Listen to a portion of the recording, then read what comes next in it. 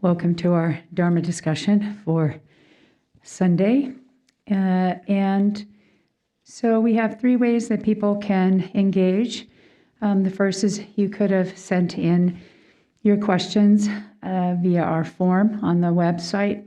We have some of those. Also, those of you in the Zoom room, please feel free to raise your hand and we'll call on you. And those people who are in the temple, we have a microphone, so please raise your hand as I address that particular option, and we'll bring the microphone to you. We can start with the opening prayers. Khenpo, thank you. This page number 4, sorry, 2. Okay, I recite it. You focus the meaning. For that purpose, until I attain Buddhahood, I will apply my body, speech, and mind to virtue. Until death, I will apply my body, speech, and mind to virtue. From today until this time tomorrow, I will apply my body, speech, and mind to virtue. Wonderful. So a question that came in from Zoltan Peto from Hungary. I would like to know who my personal yidam is. What should I practice? I am writing from Hungary, do not speak English well. You apply Jinezek for your yidam.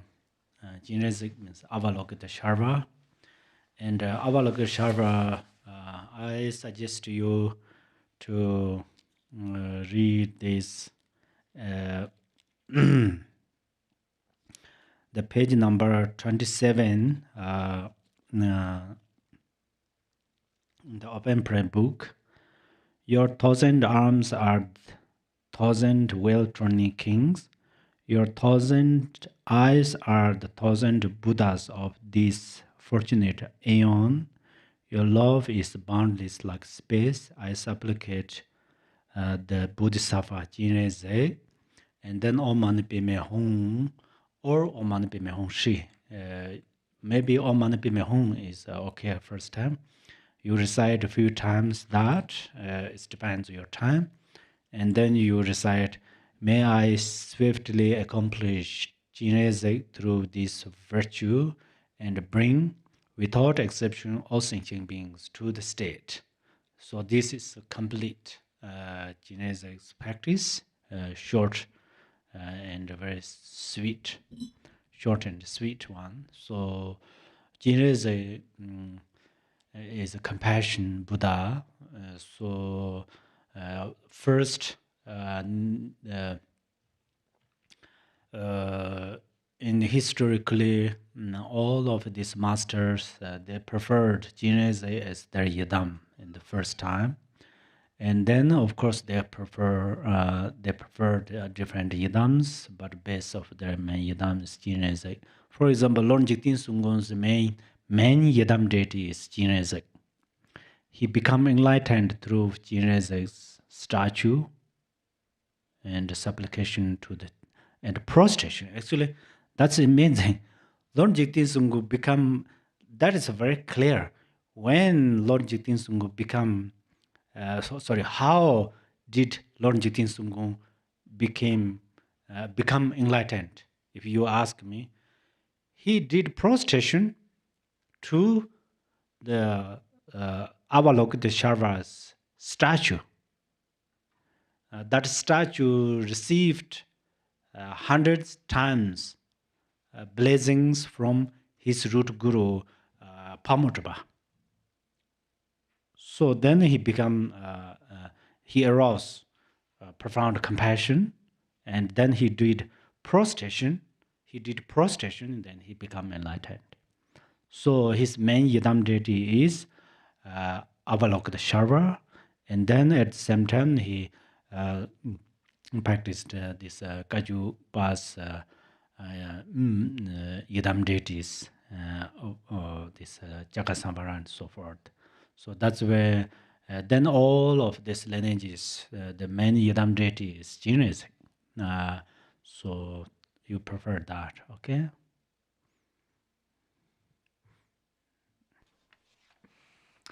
All right, and the next question is regarding the sur practice for the dead. He's watched your YouTube videos, and he believes that you had said the SIR practice can repair broken vows or even karmic obstacles. And he's wondering if he can use this SIR practice on his relatives who live now. So he wants you to explain a bit more for white SIR practice for the living people. And this is Konchak Sedin Sagin from Turkey. Uh-huh. It's wonderful. Thank you so much. I really appreciate. So through this way, I feel all that teaching benefit. Because after thought and then Dharma sibilance practice on it, that's very important. So the soul practice is, I will let you know the one story. That is a very this story I heard from Holiness. So one time there's one person passed away, and then one practitioner practice soul with compassion actually. Then that person come to eat these sour substances. And that person almost tried to eat fire because the sour substances put on to the fire. So that's where this is the proof. Really, it benefits. Number one. Number two, I already mentioned that when we make sour fire, don't make fire flame. Then some hungry ghost beings, very weak hungry ghost beings, they cannot come to eat.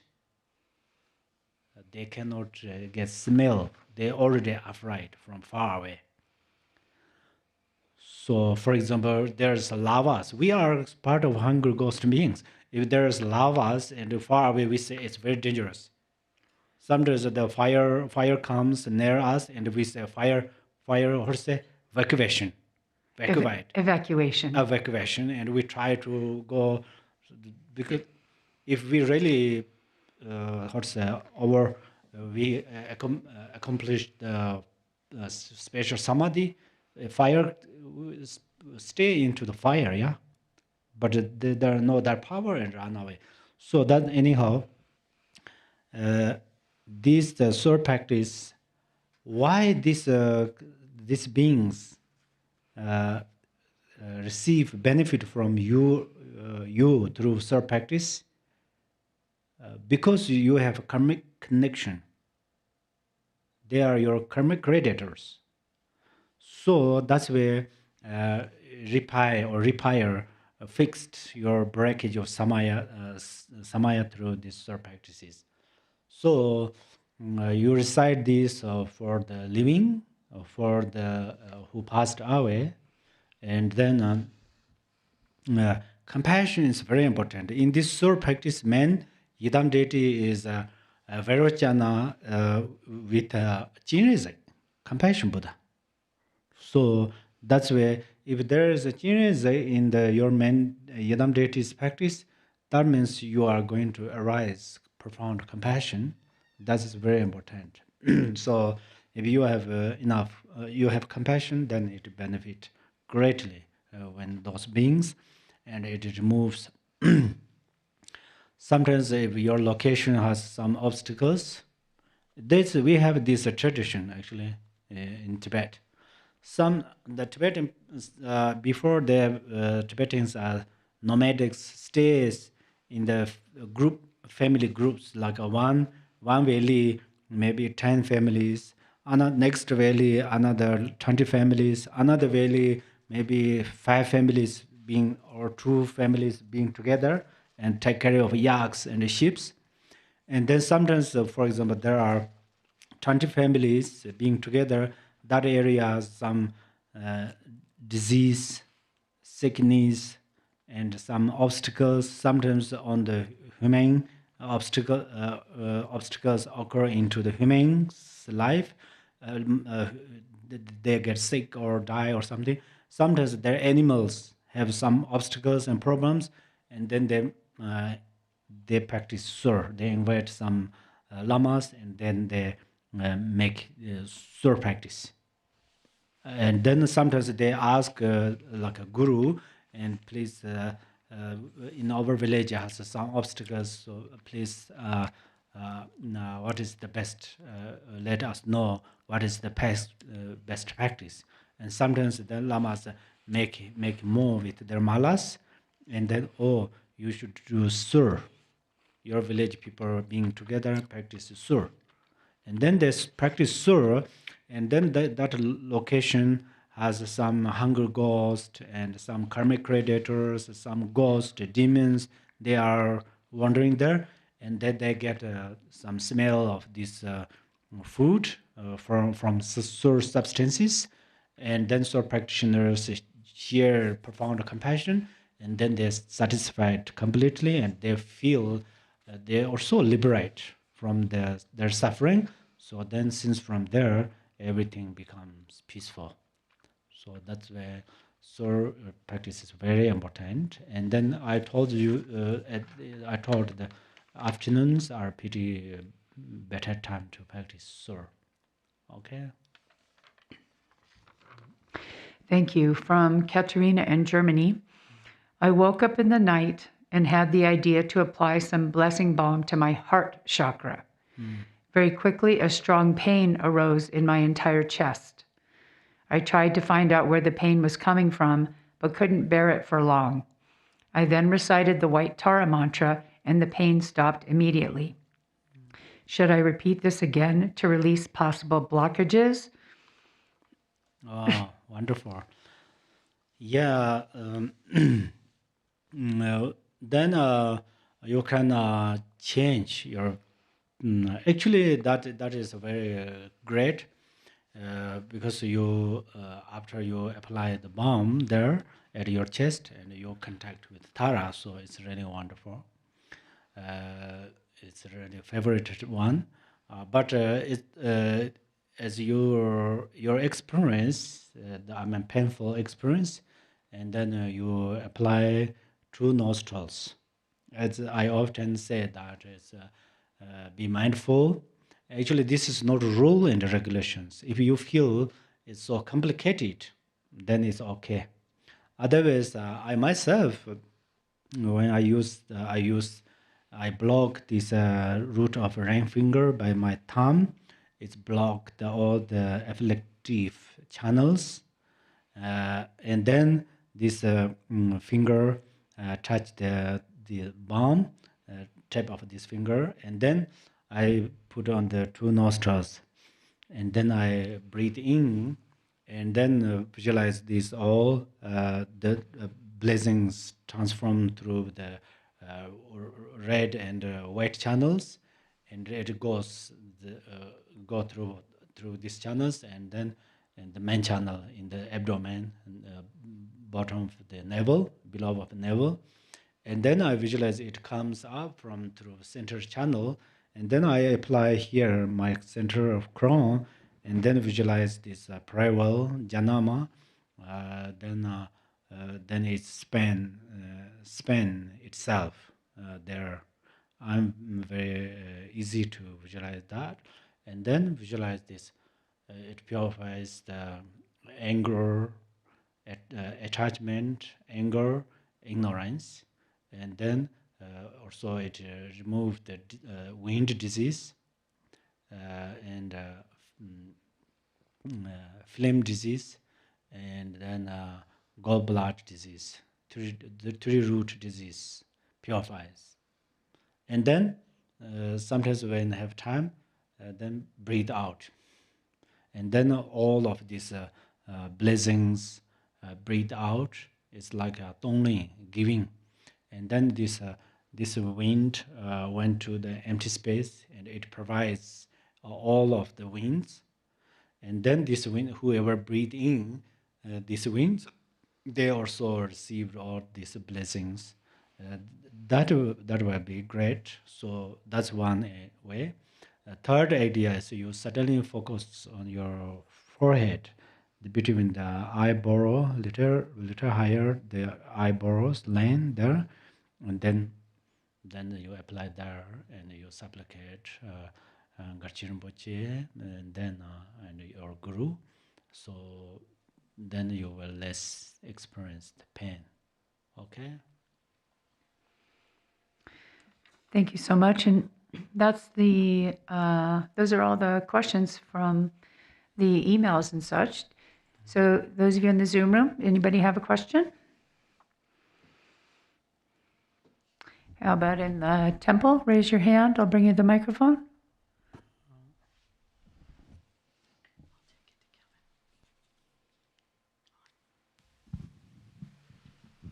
We have someone in the temple first. Khenpo, thank you for your teachings. Thank you. The question is about dreams. What would mean if one is dreaming with a teacher and a specific teacher? Does it and what would it mean if you're actually already having practice or teachings from with this master, or if you like doesn't have like any teaching from this master, like would you try to search to have teachings from this master? That would be my question. So the dream comes, right? Yeah, you dream with the teacher. Oh yeah, yeah. But for example, if I just listen to the teachings, what would mean? But I will also be interested in knowing what would be the meaning in case you haven't had any teachings from this teacher specifically. Yes, actually, who gives you teaching the Dharma, and who have you have some relation, Dharma relation with someone, and then if you dream them, it's great. But sometimes you dream other people instead of your Dharma teacher, and then they teach you, give teachings, or they help you, or so forth. In fact, if you, as the moment that in the first session I mentioned that, so for example, Tara comes in our dream in different forms. Even, for example, today I practice Tara, and tonight I dream other people. Even that person I know already, and this ordinary I perceive like ordinary people in the daytime, but in the dream that person come to me. That means, oh, Tara comes in the form of that person. So in fact, when you have dream, you dreamed some people, then you perceive they all are your Dharma teachers' manifestation, and even your enemy's form appears, then daytime you perceive, oh, that is my Dharma teacher come, or my Yidam comes in that form. That means I'm going to improve my tolerance. If you have dreamed like an enemy, and then that means you are going to improve your tolerance. And if you have some, for example, sometimes you have a dream like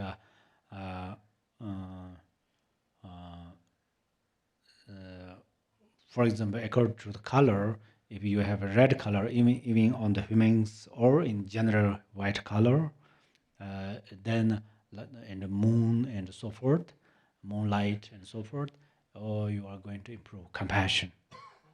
And then sun or red color or something like that, or you are going to improve your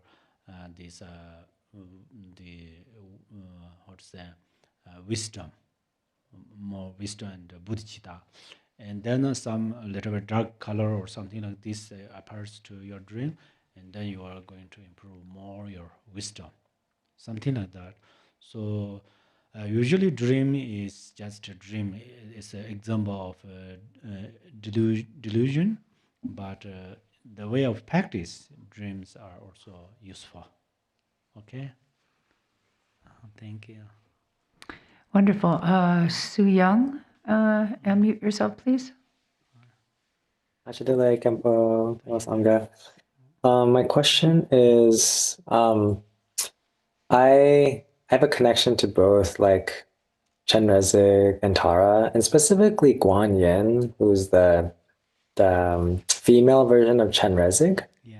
Do you know if there's any kind of connection between Tara and Guan Yin, or what are maybe some of the differences between the two? To me, they almost seem like the same, and I'm curious if you have any thoughts on that. Actually, Tara and Chinese have a very special relation because Chinese, that's probably the life story of Chinese. He commitment that liberate all thinking beings from samsara, and his main plan is empty, completely empty, the samsara. So he liberated thousands of sentient beings, millions of sentient beings from samsara. But again, he look at the back in the samsara, but there's thousands of sentient beings remain there. So that's where he was upside. And then he thought, oh, this sentient being, there's countless sentient beings. It's so difficult to liberate. And then he started to cry, in fact. And then he cried. So that's where from this, his tear then radiate Tara. And then, so Tara, in fact, that means this is how we explain outwardly, but inwardly, Tara is the Chinese wisdom and compassion union. From there, Tara comes. So that's where Tara has a special. Tara and Chinese are actually inseparable, and just according to our perception, it's male and female. And then the Konyan, you say Konyan? Actually, I don't have so much knowledge, but it's only 2 months ago, one of my friends shared one story. There is according to Tibetan Buddhism, then Chinese is male, in the male's form. But in the Chinese tradition, Chinese is female. Maybe Konyan is that. And then he told me that he said he know Chinese, so he read a book. So long time ago in the Chinese some holy place, there was a female kind of a nine, a very good practitioner occur, and she practiced Chinese all her life. And then eventually people perceive she is Chinese. So her form is then right now this like a Chinese is. I think it's a Konyan means that. In fact, our practitioners not necessarily so much background history. So Chinese and Tara Konyan are inseparable. So which makes you more blessings and helps you apply that. Okay. Thank you. And Diana, I'm sorry if I have that wrong. Thank you. Hi, Khenpo. It's wonderful to see you. My question is that several years ago, I did Nundra retreat. Yeah. I unfortunately did not finish at that time. I would like to do Nundra retreats. Like I'd like to start Nundra over this year. I hope to take Nundra retreats through Goshen Institute.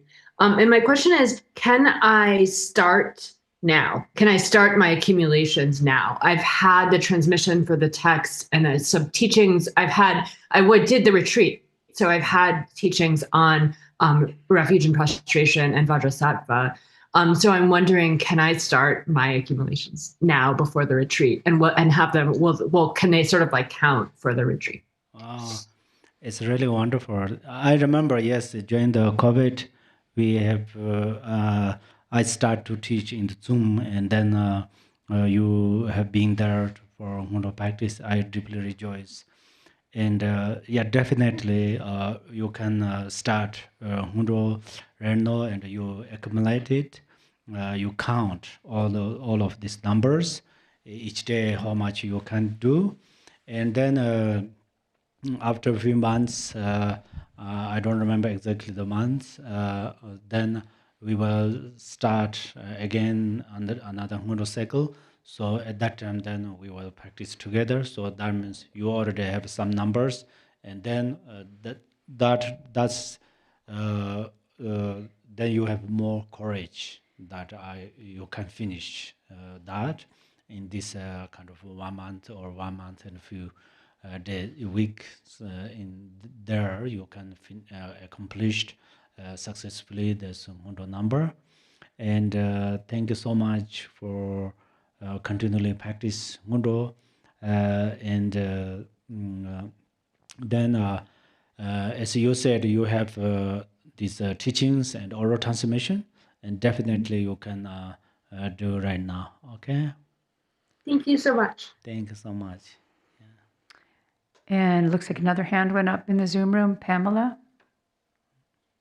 Yes, thank you. Thank you, Khenpo. Thank you. Regarding Gondro, I was keeping track and on pieces of paper here and there, which is a mess. I probably lost some. I'm horrible at keeping track.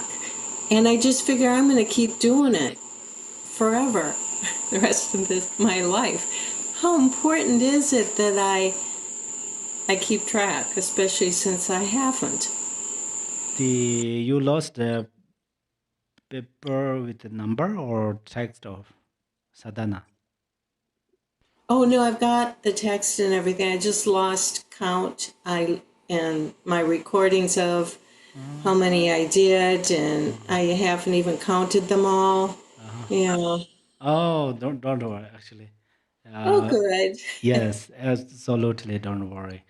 Actually, number one, there's not too much. Somebody did too much Hundo. There's impossible. In the, Yeah. for example, in the Mahasiddhas and ancient gurus, they practice Hundo 18 more times. For example, there is Jetsongkhapa, Lobsangkhapa. He did 35 100,000 prostrations in front of each 35 family Buddha, 35 Buddhas, something like that. So there are many kind of these stories. And then, for example, Kunchen Lungchenpa, he studied Buddha Dharma in the Samye. Still, that cave is there. And then he did not have a house to stay inside, and he stay also outside. There's no rock cave, but there is a hole made by the just hole like a Havilinas made the hole on the ground, small hole on the earth, and then he has no blanket and no clothes, so he has a bag. It's like a luggage, not suit bag, something like that. He has a like a kind of it's A not backpack? bag, not backpack. It's Okay. we put it like a trash bag, Okay. something like that, and then he slept inside in the night. In the daytime, both he stays there. And recently, someone joked, "Oh, Longchenpa already had a sleeping bag." That is just very in the field. I think very newly we have Tibetans have that. Before we never have those. So anyhow, they all did like great hardships. So how many times we could do mundos and make efforts for the sake of Dharma, it will be great. And then, so my main answer is the you lost the number, but you will never lost the merit. So then you can start again and start again. And then if you focus numbers, and then you can start numbers. If you don't focus numbers, then you focus the period of time. For example, 1 month retreat, Mundo, that means then you do as much as possible in the 1 month, for example. So anyhow, you already did great, so no worries, okay? Thank you. Thank you. All right, we have another question from the Zoom room. Ricardo, unmute yourself, please. Hi, Khenpo Tenzin. First, I really would like to thank for all these teachings the previous years and now. It's been quite helpful. The Sunday teachings and also the non-dra teachings of last years.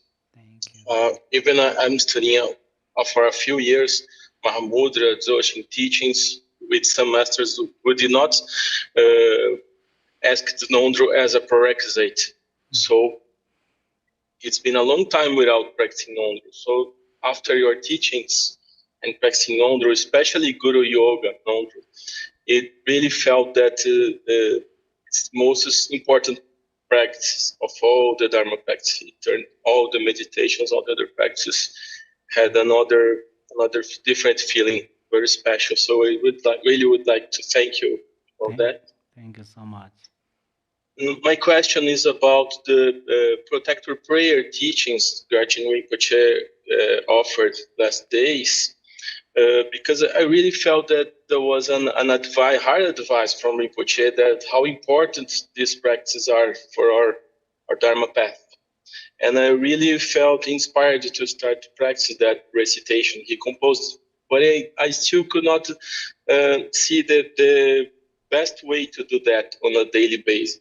Rinpoche also did that it would be important as accumulation of 10,000s. And I really would like to practice the text. So I was wondering if you could comment a little bit more on that and give some advices with what would be the best way to practice that. Oh, yeah. Thank you so much. Actually, yeah, it's really amazing. Rinpoche composed that when he was 15 years old. And then Dharma protectors, Rinpoche believe in Dharma protectors are really amazing. And then I was grow in his monastery. To be honest, I don't have option to avoid those practices. Every day there are practices, many thick volumes need to memorize. And then there are different instruments, different dharmas. There are lots of things to do. Everything need to do in the monastery. And then spontaneously some, how to say, mind very close with the Dharma protectors. There are so many Dharma protectors. There is a one Dripchin, Guhe Samaj Dripchin. Every afternoon we recite these Dharma protectors, sadhanas. There are so many. And then we accumulated each part thousands of times. And it's so not easy practices, but then one thing is these Dharma protectors are, they when Lord Buddha, in the past there are 4 Buddhas, some Dharma protectors commitment in the past Buddhas, but some Dharma protectors commitment in front of Shakyamuni Buddha. And first, they are not good being. Some Dharma protectors are not good sentient being, and they have a power, and they utilize their power to harm other beings. And then Buddha conquered them, and then Buddha, actually this is perhaps a metaphor, perhaps really did, but some seems it's really did. Buddha put the Vajra in their hand. And before they take this Vajra from Buddha's hand, their commitment, Buddha, since from today I will protect Dharma practitioners from their obstacles, and I will help to Dharma benefit flourish everywhere. Their commitment. So if they broken this commitment, and then they also experience suffering. So that's where their commitment from Buddha and from Guru Rinpoche and other masters. And that's where we then some of these Dharma protectors are mundane spirit. So they have happiness, anger, happiness, quite similar with us, same like us. Then some Dharma protectors like Mahakala. Mahakala is actually come from Avalokiteshvaraya's heart, syllable home. Is home comes out and then it transforms Mahakala. So this is that's where Mahakala is already reached higher bhumi, higher bhumis. And some Dharma protectors are like a mundane spirit. So that's where what we are going to do with them is, for example, yesterday Rinpoche gave us teaching, so then we have a permission to recite these prayers, and then we need to best way is we need to make a tea, like a black tea, or green tea is okay, black tea is okay. Traditionally, we don't make so much milk tea because some of them are related in the different. It's affected by colors or something, but some are okay. But there's a different, like a Holy Guru Ngachir Rinpoche, he give tea from his bowl to them. That means represent their samaya is very strong. So then, when we practice, the most time, tea, like a black tea, green tea, or black tea, and we boil the water. First, we boiled water, and then the tea pack, like we prepared like before we drink, right? And then remove this tea bag, and then this tea pour in our, we call setchen. There's a special container that's if we focus feature in the temples, then we can find there are special setchen bowl, then quite similar like this way. And then we don't want to pull full of that or too much outside, and then not very half the small, make exactly area of container. When you are ready to offer it, don't supply it everywhere, right? So that's where you pull inside, and then first you recite this prayer like a Dharma protectors. Reno Rinpoche especially emphasized two things. One is Parchin Galo Tsawa, translator Galo Tsawa, he saw Mahakala's face, which is full of whole space. So at that time, he composed one recitation is, oh, please consider me, oh, please consider me, oh, please consider me. This part, there is every Yidam deity's name there, Yidam Dharma protectors. If you recite that, or the short one is there's a Hom Chum Din De Chingar Drupasi Kansala, that means in front of Bangavin Buddha, and then the commitment to protect Dharma practitioners. And then I offer this food and drink. Before you eat and drink, then you offer. At that time, you don't want to make special setjen tea somewhere. Just whatever you have, the food and drink in your bowl, you can offer. That is before. But in if you recite, oh, please consider me, at that time, first you recite all of these recitations, and then you stand up and you take the sachem, and when you offer the sachem, don't pull like this way, because they are in the space. So that's where you are going to offer scattered, just scattered this way. And then you bring back that, and then again you pull. Your best way is you use paper towel and make clean inside of that, and then pull again tea, and then leave this until tomorrow. So then tomorrow you recite, oh, please consider me one time, and then offer this tea. But when you accumulate it like 1,000 times, then after each one, don't want to make offering. Just to you keep one beginning, and then at the end of your session, then you make this offer. Okay. So we have a question from the Khenpo. Hello, Khenpo. Khenpo, I don't feel that I'm as compassionate as I used to be, and I don't know what happened, but can you tell me how I can deepen my compassion? Oh, yes. Thank you so much. Actually, whether we can feel we have compassion or not, sometimes we cannot feel it. Otherwise, we actually have compassion.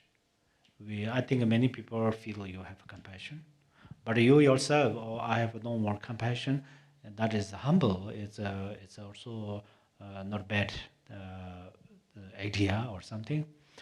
But then how to generate compassion is it's defined with the practitioners. Seems you love animals, so you promote or progressive compassion through animals. For example, in front of you have a cat or other animals you see, and then a little bit you already have compassion, but now you are going to improve your compassion. So then, what is their wish? What they want, like food and drink or safety. Especially they have lots of fear, anxiety or something like that. And then you generate every day, instead of many recitations. It's okay if you have no more time to recite many things, and then generate compassion, do process. That means keep diligence, arise again, and then one day it will arise very deeply. That is really Dharma teachers' benefit is that, I think. Dharma teachers always giving teaching, explain. So then it start to melt into these teachings. And the Dharma teachers also often speaking on compassion and bodhicitta, and then talk again. Then it's spontaneously one dissolve inside of them. Likewise, every day you first you use the object is animals, and then you arise compassion, and then especially when you listen to Dharma many times, so enlightenment. So right now they are thinking beings, but there are a stage of Buddha, but they are not yet because they have anger, attachment, ignorance, jealousy, then perhaps a covetousness, malicious thought, and so forth. And then we start when we perceive them like these things, we are making distance with the human beings. But animals, they also possess same like that. So then we give more compassion because of how much the people or animals or sentient beings, they possess emotions, kind of this malicious thought, anger, jealousy. They have more suffering. Sometimes the angry people are very complicated, and angry people are actually very complicated people or beings. angry people. It's really hard to spend time, but the rethinking, they have very strong suffering. They controlled by their angry emotion. They experience a very serious suffering through anger, and then after we know that, and then really feel some compassion, start to arise compassion, and we generate compassion. Otherwise, it's not easy to deal with this those beings and so forth. And then, so in fact, repeat again and again. You repeat to generate compassion. So we all have the seed of compassion, and then so 1 week, 2 week, when we training with compassion, we don't need to sit down and meditate like this way. But of course, that is excellent. Actually, it's according to the auspicious interdependence, it's wonderful. But also, during the cleaning the room and doing something, even driving car, we see some animals on the road, like cows without rain. Then some horse, they always use the leash, something like that. And some dogs are in the car, it's very hot, weather is very hot, and then arise compassion, So training, and continually, and then supplicate, Chinese, that is very important. Okay. Thank you. Thank you. Anybody else in the temple? Zoom room?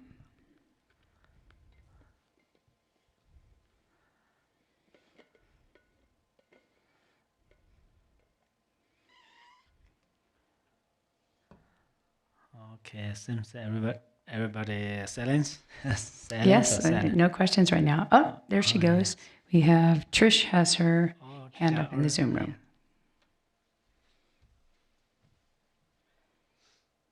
If you want to speak instead, Khenpo, I can forfeit my question. I'm sorry that my screen is bad. I don't know what the problem is. Please, you ask a question. Okay. So I was listening to the Chud teachings, and Lama had mentioned, and I had heard you mention this a few years ago in a Nundro teaching, that all the body parts represent things. So like the trunk was Mount Meru and different parts were different things. Anyway, he said, and etc., and didn't mention them all. And it was a time thing. So I was wondering, could you go through those? Because it's been on my mind since I heard that. I'd really like to know what all the parts are, because then this way I might not have a lot of things to offer. But if I know this, then I can more, when I do prostrations, then I can offer myself more. Exactly. Yes, the couple of years ago, I vastly taught Ngundro, especially in the mandala, especially during the mandala. Then I mentioned that part. In this recording, if anyone you have, then you can listen that part. And Jude and mandala practice is very similar. And then in fact, there is 37 offerings. 37 offerings. That means in the Dharma Kosha text, the whole universe offering to the refugee field. That means we offering this 37 types of Mount Meru. So that's why the probably I will teach. Since I will next week, I will specifically tell that, because some I don't have. I don't remember the vocabulary in English. So if we start from here, in the Chu practice, these two eyes are the sun and the moon. So during the mandala offering, we say Nima, Dava. So that means the sun and the moon we offered, right? And then these whole four arms are the four directions. East direction is like a crystal ball, and south is Bindriya, lapisless, and west is coral, coral, and north is gold. So these are four jewels. So these two hands and two legs are the four directions. And then this head is Mount Meru. Head is Mount Meru, the ornament of Mount Meru. And then skin is in the mandala practice, 37 hips of mandala practice is Wanchin Serjasaya. Serjasaya means the ground of golden ground. At that time, we scattered the mandala substances on the base of mandala. So that's why it's a substance. And then we use the saffron water, right? Right before we making hips, we say Om Vajrasattva Samaya Mandapala. We make clean the base of mandala. At that time, we use saffron water. So then according to our body, these blood and fat, are the saffron. There's a saffron, and then these in this Mount Miro has four directions, and then there are seven mountains, seven oceans. Uh, uh, then there are also different sub mountains. That means small mountains, seven golden mountains, and then another small mountains around there. So these are the then over this inside that we have two lungs and liver and spleen and kidneys. This part. So then other part I will tell you next Sunday. I will write down in English well that vocabularies. So that is very important. So it means we totally dedicated this body. Dedicated means making we offered during the Chu practice. Actually, Chu practice Chu means we cut. Cut means ego statement, self-ego, self-ego. We cut self-ego. So self-ego, first connect self-ego connection with our body. So there is something, even gold. Our favorite is gold, maybe. Like a gold, this Dharma resides. This gold, put somewhere, and then if this gold fall on our head, at that moment, what we try to do, we try to protect our head like this, right? So that means this body and self has a special connection. So desire and clinging is different. I think in English you understand, right? So we have self-clinging. Self-clinging means this special connection with this body and self-ego. So that's where first we try to remove this body through this idea, offering the mandala. That's one way. Another way is we particularly visualize ourselves as this Yadam Vajra yogini, and then we place this body into the Kapala, and then this Vajra yogini's blessings, blessed through Om Ahom, this body becomes nectar. And then we scattered in the gods realm, demigods, human desire, hungry and hell realms, and then we transform them into different pure light, right? So that's where, in fact, these methods are, there are three special methods with this body. One, making mandala and offer. Second, dedicate. Dedicate means this, we transform into the nectars, and then or the 4 types of guests we generous to them. And third one is then we say, come if you like to drink blood, and you drink my blood. If you like to eat my flesh, you eat.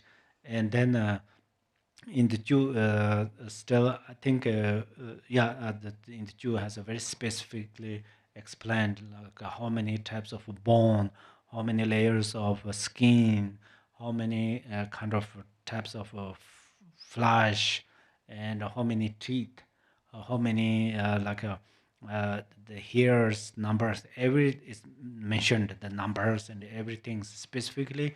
And then there's also different guests, and then we shared with them. So that's where it then cut, meant to separate self and aggregates of this body.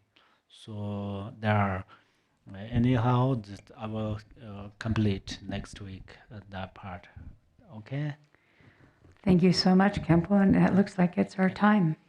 Okay, thank you so much, all of you. Wonderful questions. It's really wonderful. And then I read one dedication prayer, and you focus its meaning, and then you share your merit towards all sentient beings. Okay. By the force of this powerful merit, may the aspirations of the benefactors and their circles be accomplished within this very life. May all obstacles be pacified. May everything be auspicious. And may their wishes be fulfilled according to the Dharma. Through this virtue, may all sentient beings in the 3 realms and all the deceased who wander in the bardo abandon taking birth in the evil state and attain the happiness of higher birth. Okay.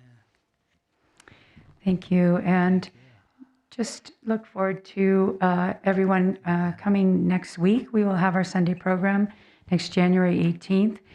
We do, really encourage you to send in your questions ahead of time by going to garchin.net. And there's Sunday program. You'll find the link to submit your question. And then also, we will be getting you the dates for the Nundro program very soon. So be sure to be on our email list, and that will be out very, very soon. I know you're all waiting. So thank you for your patience on this, and have a wonderful rest of your day or evening. Be well.